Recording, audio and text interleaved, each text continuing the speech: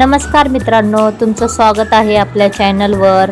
आपल्या घरातील देवघरात अनेक वस्तू ठेवलेल्या असतात, पण तुम्ही कधी हे विचार केला आहे का, देवघरात उतरंड का ठेवतात?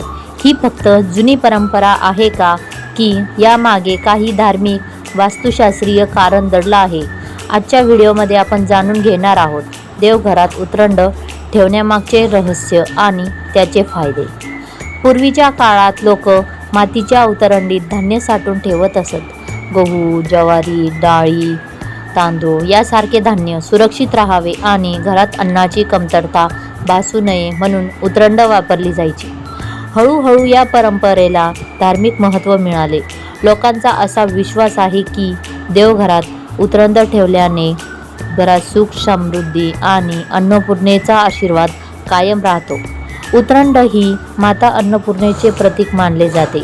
ज्या घरात धान्य भरलेली उतरंड असते त्या घरात कधीही अन्नाची कमतरता भासत नाही, अशी श्रद्धा आहे।